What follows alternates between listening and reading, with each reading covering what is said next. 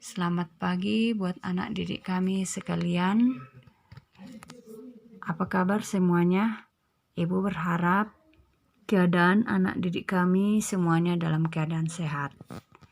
Nah, kembali lagi bersama Ibu, yaitu Ibu S. Yahaan dalam membawakan mata pelajaran prakarya dan kewirausahaan. Nah, minggu yang lalu Ibu sudah menjelaskan dalam bentuk modul mengenai materi kita yang pertama, yaitu kerajinan bahan lunak dan wirausaha. Dalam materi tersebut sudah Ibu jelaskan apakah pengertian dari kerajinan bahan lunak. Nah, untuk pertemuan kita kali ini, Ibu akan melanjutkan materi minggu yang lalu, yaitu bagian kedua dari aneka apa-apa saja produk kerajinan yang dihasilkan dari bahan lunak. Nah, Ibu akan melanjutkannya, yaitu yang kedua, aneka produk kerajinan dari bahan lunak. Produk kerajinan dari bahan lunak tentunya sangat beragam. Mulai dari karya kerajinan yang digunakan untuk kebutuhan fungsi dan karya kerajinan untuk hiasan. Berikut ini ada beberapa contoh yang mana produk tersebut dihasilkan dari kerajinan dari bahan lunak. Kerajinan yang pertama yaitu kerajinan tanah liat. Kerajinan yang terbuat dari bahan tanah liat sering dikenal orang dengan kerajinan keramik. Kerajinan keramik adalah karya kerajinan yang menggunakan bahan baku dari tanah liat yang melalui proses sedemikian rupa. Ya, yang biasanya tanah liat tersebut dipijit, butsir, pilin, pembakaran, dan glasir, sehingga menghasilkan barang atau benda pakai dan benda hias yang cukup indah. Contohnya vas bunga, guci, piring. Kemudian yang kedua dari kerajinan serat alam. Bahan-bahan serat alam juga bisa kita manfaatkan dalam menghasilkan kerajinan tangan yang beraneka ragam. Seperti tas, dompet, topi, alas meja, dan juga tempat lampu. Nah, teknik pembuatan kerajinan dari serat alam ini sebagian besar dibuat dengan cara menganyam. Kemudian yang ketiga, kerajinan kulit. Kerajinan ini menggunakan bahan baku dari kulit yang sudah disamak, kulit mentah atau kulit sintetis. Contohnya tas, sepatu, wayang, dompet, jaket. Kulit yang dihasilkan dari hewan seperti sapi, kambing, kerbau, dan buaya dapat dijadikan sebagai bahan dasar dalam kerajinan ini. Kemudian yang keempat, kerajinan gips. Gips merupakan bahan mineral yang tidak larut dengan air dalam waktu yang lama jika sudah menjadi padat.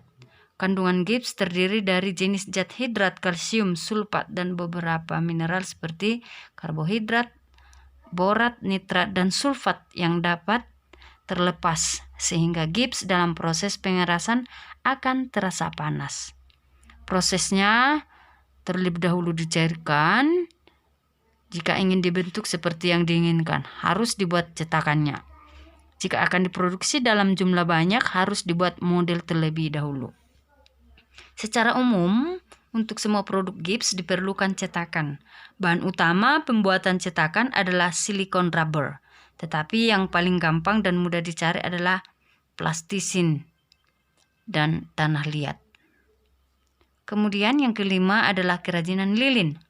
Pembuatan kerajinan lilin, bahan dasarnya adalah tentunya lilin yang cukup sederhana dan mudah. Ini mudah kita dapat atau kita cari, bisa kita beli. Dapat dilakukan oleh semua orang jika kita akan mengubah bentuknya menjadi benda kerajinan yang unik. Tentunya perlu dicairkan dengan proses pemanasan di atas api atau kompor. Berikut adalah contoh atau bisa kamu lihat di gambar contoh-contoh dari kerajinan bahan lilin. Kemudian selanjutnya kerajinan sabun, yaitu yang keenam. Nah, dari namanya ini kerajinan sabun ya tentunya berbahan dasar sabun. Kerajinan dari sabun ini cukup unik. Bahan yang diperlukan adalah sabun batangan. Sabun dapat diolah dengan dua cara. Yang pertama, kita dapat mengukir sabun dan menghasilkan karya seperti binatang, buah, flora, ukiran. Dan yang kedua, membentuk sabun, yaitu bisa sabun diparut hingga menjadi bubuk, dicampur dengan sagu dan sedikit air, lalu dibuat adonan, seperti membuat bentuk dari plastisin.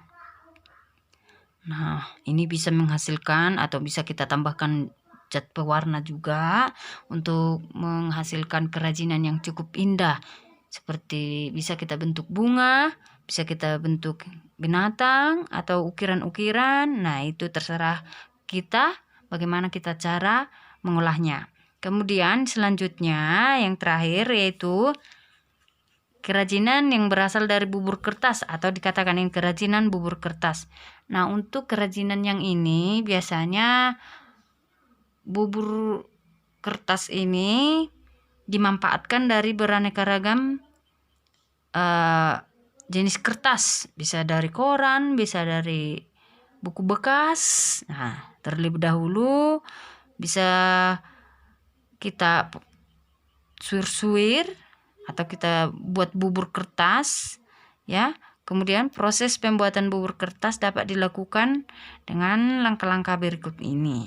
Yang pertama, kita siapkan dulu kertas bekas seperti bisa tisu, koran, kita robek-robek atau bisa kita gunting menjadi potongan-potongan yang cukup kecil. Kemudian yang kedua, masukkan potongan kertas ke dalam baskom atau plastik. Kemudian siram dengan air hangat. Kemudian ketiga, masukkan 1 sendok teh garam. Garam bermanfaat untuk menghindarkan kertas menjadi busuk. Kemudian yang keempat, potongan kertas yang telah direndam dan diberi garam ini didiamkan 1-3 hari hingga menjadi lunak. Kemudian setelah 2 atau 3 hari, setelah kertas menjadi lunak dan hancur, kita bisa menyaringnya dengan menggunakan kain yang pori-porinya besar. Keempat tipe kain disatukan dan pelintir hingga air akan terpisah dari ampasnya.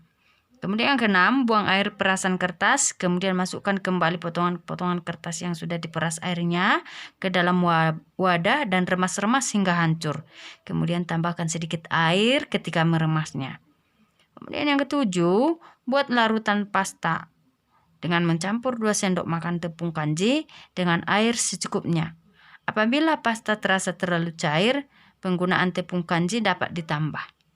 Kemudian campur adonan kertas dengan larutan pasta, remas-remas hingga tercampur merata dan didapat adonan bubur kertas yang liat sehingga mudah kita bentuk. Nah, ini sering orang membuat kerajinan kertas bubur ini seperti membuat topeng, hiasan-hiasan dinding. Nah, itu biasanya terlebih harus dikeringkan dan dibentuk sedemikian rupa sehingga menghasilkan kerajinan yang cukup indah. Nah, itulah aneka kerajinan yang dihasilkan dari bahan atau produk kerajinan dari bahan lunak.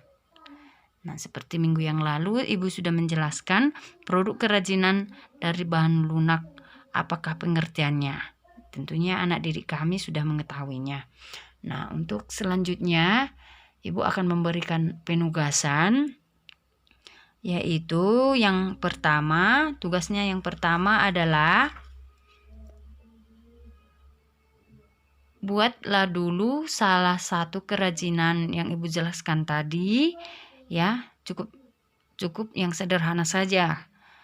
Kemudian pilih salah satu aneka kerajinan dari bahan lunak tersebut yang kamu anggap mudah, kemudian bisa kamu praktekkan di rumah, dan hasilnya nanti bisa kamu kirim ke Ibu bagaimana tutorial cara pembuatan dari kerajinan tersebut secara singkat saja.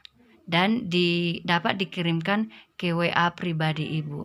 Terima kasih. Semoga kita sehat selalu.